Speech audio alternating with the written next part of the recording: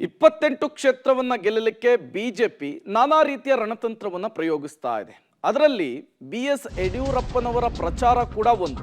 ಲೋಕಸಮರದಲ್ಲಿ ಖುದ್ದು ಅಖಾಡಕ್ಕಿಳಿತಾ ಇದ್ದಾರೆ ಬಿಎಸ್ ಯಡಿಯೂರಪ್ಪನವರು. ಲಿಂಗಾಯತ ಮತಗಳ ಕ್ರೋಢೀಕರಣಕ್ಕೆ ಅಖಾಡಕ್ಕಿಳಿದಿದ್ದಾರೆ ಬಿಎಸ್ ಯಡಿಯೂರಪ್ಪನವರು. ಮುಂದಿನ ವಾರದಿಂದಲೇ ಲಿಂಗಾಯತ ಮಠಾಧೀಶರನ್ನ ಭೇಟಿ ಮಾಡಲಿಕ್ಕೆ ಪ್ಲಾನ್ ಅನ್ನು ಮಾಡಿಕೊಳ್ಳಲಾಗಿದೆ. ಎಲ್ಲ ವೀರಶೈವ ಲಿಂಗಾಯತ ಅಭ್ಯರ್ಥಿಗಳ ಗೆಲುವಿಗೆ ಬಿಎಸ್ ಯಡಿಯೂರಪ್ಪನವರು ಪಣ ತೊಟ್ಟಿದ್ದಾರೆ. ಲಿಂಗಾಯತ ಮತಗಳನ್ನು ಒಗ್ಗೂಡಿಸಲು ಯಡಿಯೂರಪ್ಪ ಪ್ರಯತ್ನ ಮಾಡ್ತಾ ಇರುವಂತೆ 2023ರ ವಿಧಾನಸಭಾ ಚುನಾವಣೆಯಲ್ಲಿ ಜಗದೀಶ್ ಶೆಟ್ಟರು, ಲಕ್ಷ್ಮಣ ಸವದಿ ಕಾಂಗ್ರೆಸ್ಗೆ ಹೋದರು. ಅದು ಸಹಜವಾಗಿಯೇ ಲಿಂಗಾಯತ ಮತಗಳು ಚದುರುವಿಕೆಯಲ್ಲಿ ಬಹಳ ಪ್ರಮುಖ ಪಾತ್ರವನ್ನು ವಹಿಸಲಾಯಿತು. ಈಗ ಜಗದೀಶ್ ಶೆಟ್ಟರ್ ಅವರ ಘರ್ ವಾಪಸಿಯಾಗಿದೆ. ಜೊತೆಗೆ ಲಿಂಗಾಯತ ಸಮುದಾಯದ ಮತಗಳನ್ನು ಕ್ರೋಢೀಕರಿಸಬೇಕು ಅಂತ ಹೇಳಿ ಸ್ವತಃ ಬಿಎಸ್ ಯಡಿಯೂರಪ್ಪನವರೇ ಫೀಲ್ಡ್ಗೆ ಇಳಿದಿದ್ದಾರೆ.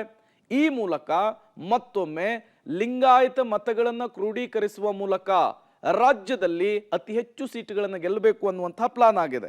ಹಾಗಾದ್ರೆ ಲಿಂಗಾಯತ ಮತಕ್ಕೆ ಯಾವ ರೀತಿ ಗಾಳವನ್ನು ಹಾಕ್ತಾ ಇದ್ದಾರೆ ರಾಜಾಹುಲಿ ನೋಡ್ತಾ ಹೋಗೋಣ. ಬಣಜಿಗ ಲಿಂಗಾಯತ 4 ಜನ ಇದ್ದಾರೆ ಇದರಲ್ಲಿ. ಜಗದೀಶ್ ಶೆಟ್ಟರು, ಅಣ್ಣಾ ಸಾಹೇಬ್ ಜೊಲ್ಲೆ, BY ರಾಘವೇಂದ್ರ, ಭಗವಂತ್ ಕೂಬಾ ಇವರುಗಳ ಪರವಾಗಿ ಬಿಎಸ್ ಯಡಿಯೂರಪ್ಪನವರು ಪ್ರಚಾರವನ್ನ ಮಾಡಲಿಕ್ಕಿದ್ದಾರೆ. ಲಿಂಗಾಯತ ಸಮುದಾಯದ ಪ್ರಶ್ನಾತೀತ ನಾಯಕರಾಗಿ ಬಿಎಸ್ ಯಡಿಯೂರಪ್ಪನವರು ಗುರುತಿಸಿಕೊಂಡಿದ್ದಾರೆ.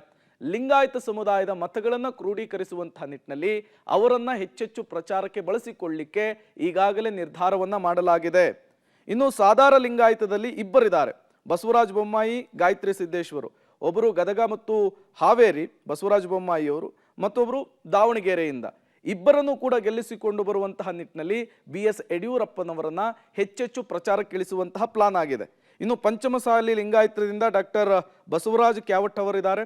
ಇನ್ನು ನೊಣಬ ಲಿಂಗಾಯತದಿಂದ ಒಬ್ಬರು ವಿ ಸೋಮಣ್ಣನವರು, ಗಾಣಿಗ ಲಿಂಗಾಯತದಿಂದ ಒಬ್ಬರು PC ಗದ್ದಿಗೌಡರು. ಇವರೆಲ್ಲರೂ ಕೂಡ ಗೆಲ್ಲಿಸಿಕೊಂಡು ಬರುವ ಮೂಲಕ ಲಿಂಗಾಯತ ಸಮುದಾಯವನ್ನ ಕ್ರೋಢೀಕರಿಸುವಂತಹ ಕೆಲಸವನ್ನ ಬಿಎಸ್ ಯಡಿಯೂರಪ್ಪನವರು ಮಾಡಲಿಕ್ಕೆ ಮುಂದಾಗ್ತಾ ಇದ್ದಾರೆ. ಹಾಗಾಗಿಯೇ ಬಿಜೆಪಿಯ ವರಿಷ್ಠರು ಕೂಡ ಬಿಎಸ್ ಯಡಿಯೂರಪ್ಪನವರಿಗೆ ಸೂಚನೆಯನ್ನು ಕೊಟ್ಟಿದ್ದಾರೆ.